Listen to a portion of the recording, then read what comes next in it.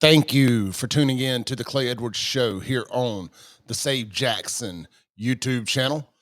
Yesterday, we did a piece about Cock of the Walk, the legendary fried catfish restaurant right out there on the reservoir in Ridgeland, Mississippi, closing down due to a failed health inspection where they got a B. I'm sorry, a C. And they closed for what they said was originally going to be at least 10 days with a new inspection happening next Friday, June 28th.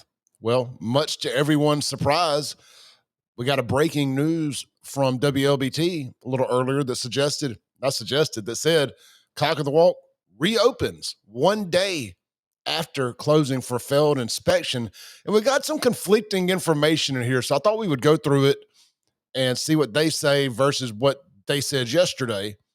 And also, I just want to say that I want to make sure we get into a habit of putting as much effort into retractions or updated versions of stories or whatever you want to call this as we do in the original story. Like we had a lot of energy, as did other media outlets and people on social media reporting that they closed. So now that they're back open, because we do support small businesses and locally owned businesses here, we never want to see them get hurt. So now that they're reopened, we want to make sure we put the same effort into announcing that they are back open. Now, we can also talk about it's kind of suspicious after saying they were going to be closed for 10 days and also blaming the closure on something else other than the failed inspection. Let's get into all of it. From WLBT, Cock of the Walk is back open after its owners closed the restaurant on Wednesday. Excuse me. The closing was prompted after a viral video inside the restaurant caught the attention of the health inspector. You can see that video. I'll put yesterday's video at the end of this, and it's got the viral video inside it as well. You can go see all that there. There's no point in running through it all again. So, according to the health department, the restaurant had insects, rodents, or animals present. Well, it was one or the other. I don't like the wording there, or animals. There was mice, flies, and roaches in there. There was no animals. That would insinuate that there was a dang dog or something walking around. There was not a dog inside Hallamals. I'm Hallamals. Cock of the Walk. I talk too much about restaurants. Additionally, the restaurant was not in compliance with possible sewage wastewater disposal. And that could mean a multitude of things. So that must be about this broken pipe we're going to hear about. After the inspection on Tuesday, the restaurant received a C on the health department's report, meaning they had critical violations. They now have a B, which is average and is what most restaurants have.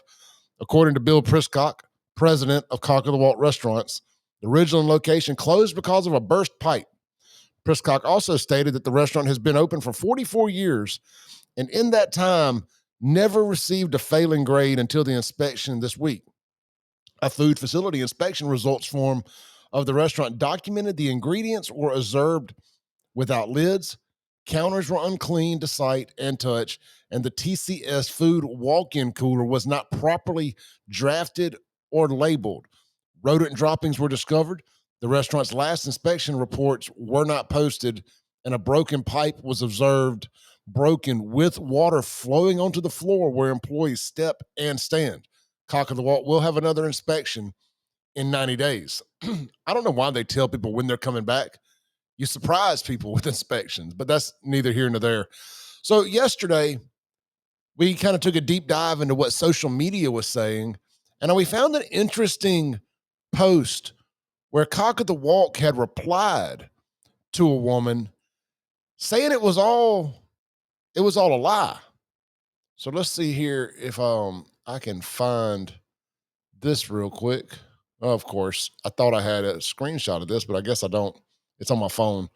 Either way, Cock of the Walk said that they not to believe everything you see online, and they blamed all of this on a fired employee who allegedly hit two female employees. Now, the first thing that comes to mind is, wow, I can't believe that they would admit to that in an open forum. Just from a legal perspective, if you're an attorney, you have to be telling your client, shut up, because those two female employees are most likely going to sue. if they were assaulted by another employee, especially if it was a male. And I do believe it was based on the video that I saw. And if that's who they, because of an employee, a fired employee did in fact release those pictures and videos. Now, Cock of the Walk is saying that employee who was a male assaulted two female employees. The story's got layers, multiple layers. And they originally said they were going to be closed for 10 days, not getting another inspection until this upcoming Friday of next week, the 28th. Here they are 1 day later with a passing inspection, and that's all great and good. The employees need to work. They need to be open. They need to be making money. I'm not upset about that at all. I'm not upset. But I just do find it curious that yesterday there was no mention of a broke pipe, and we were told that they were going to be closed for 10 days. Now, was the expectation, because they don't have to tell the media everything, right? Was there a broken pipe? Did they think it was going to take 10 days to get it fixed and get the place cleaned up? They were able to get a plumber out there quicker. It ended up being a smaller problem than originally anticipated, and they were able to get cleaned up and reopened and re-inspected. That's probably the most likely outcome to all of this. But poor communication on everybody's part, and kudos to the restaurant for getting it ready to open back up. I don't have a dog in the race, but like I said, I want to make sure that I put as much effort and energy into announcing the correction as we do the mistake. And that's what we're doing here. Cock of the Walk is open, and hopefully they got it all cleaned up and they will have no more mistakes. And I will say this too, as a former restaurant owner, nightclub owner, somebody who's Serve Safe certified at one point, you would be amazed at how many restaurants of your favorite restaurants that are immaculate on the front of house area and would get a C, a B. They don't have their food stacked properly. They maybe have raw chicken stacked above prepared food. They don't have stuff covered like they're supposed to. There's a lot of little things. A Serve Safe certification is not nearly as easy as people think it is. There's a lot of temperatures you have to remember. You've got a bunch of minimum wage employees back there. Lots of mistakes can be made real quick, and they don't all lead to food poisoning and all of that. But I will say this. Also, a little trick a lot of restaurants do, and I'm not talking about Cock of the Walk here. I have no idea what they're doing. I'm just saying from 10 years in the business, I've seen it all, 12 years in the business, really longer than that. That's how long I own places. What a lot of bars and restaurants will do is they'll hire somebody or they'll borrow somebody's Serve Safe certification, and you have to have that to get your permit from the health department, and you can't get your liquor license either until you've got your health permit for your food, because you got to have food to have liquor. You have to have a health permit to have food to have liquor. It all makes sense.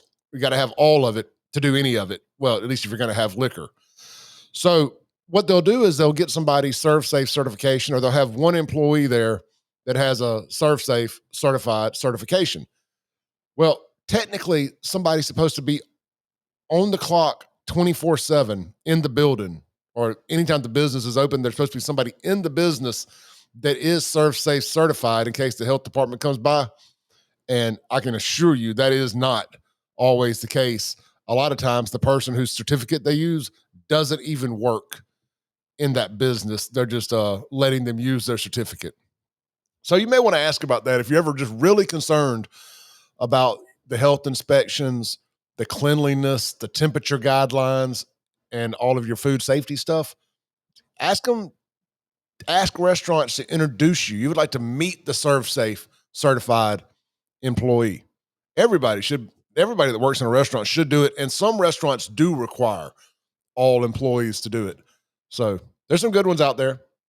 Stay safe. Tune into the radio show tomorrow morning, the Clay Edwards Show, 103.9 FM, WYAB, right here in Central Mississippi, WYAB.com. You can stream it worldwide there, and you can always check out the podcast. Just search Clay Edwards Show wherever you download podcasts, stream music, watch videos, right here on YouTube, and more. Hit subscribe, like, share, and we will see you guys tomorrow morning.